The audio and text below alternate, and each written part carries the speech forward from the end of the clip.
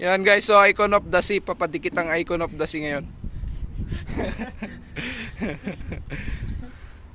Yan, yung inaabangan. Nakarang araw nagkita lang kami nito sa dagat eh. Ngayon nandito na siya. What anong tawag doon? Coincidence. What a coincidence. Yan yun. Yan yung puerto nila dito sa ano, St. Thomas. Yan. Yan, daming yate dyan guys. Ito yung itsura ng St. Thomas Virgin Island. Lo, pasok lo. Sek, pasok sek. Kilala mo si Asarse? Sa ano? Asarse. Di ko yan kilala. Sek. Asarse Muñoz. Asarse Muñoz, kilala ko yun. Oo, Asarse Muñoz. Yung kamukha ni Balili. Ganyan ha. Ay, hindi pala kamukha ni Balili. Yung uso lang. Icon of the Sea.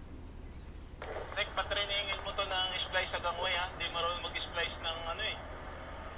O yan o, kita mo, nagpipicture yan o. Selfie, selfie. Selfie. Splice na yan nung karaan. Nakalimutan na na. Ano, natanda na. Nagkakailan na.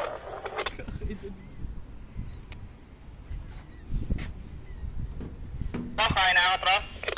Abay kain. Nalasubong pa ka. Abay po.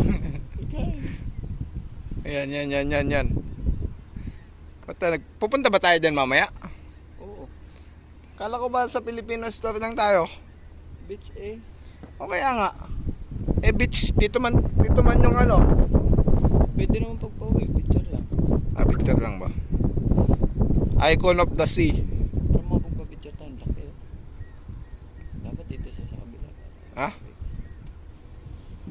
Video din tayo, video. So yun guys. Yan guys, nagbibideo ngayon yung kasama ko. Yan o, malinaw yung camera niya. Hindi nga. Camera natin malabo. Ulit. Nasa ko.